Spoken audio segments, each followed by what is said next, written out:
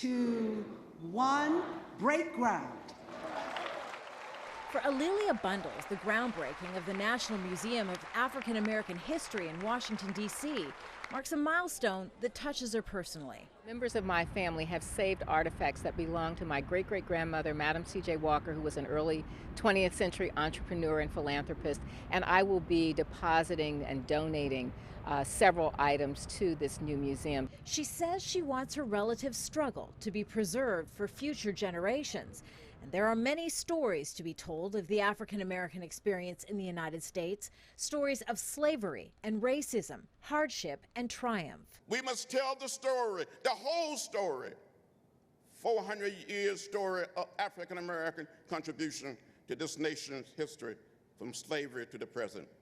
It took decades for the idea of an African American museum to catch on. Until now, visitors to Washington's Smithsonian museums had to look hard to see the story of the Black experience.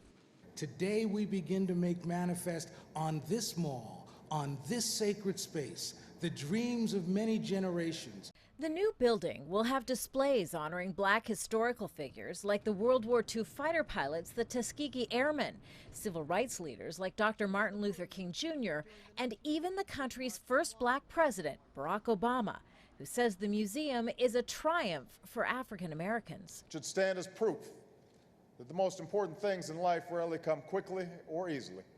The museum opens its doors in 2015, 150 years after slavery was abolished in the U.S. Constitution, and 60 years after African Americans were finally granted the right to vote.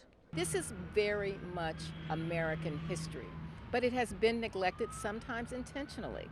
And this is a way to bring that story out of the shadows and finally reveal the unvarnished truth surrounding the African American experience in the United States.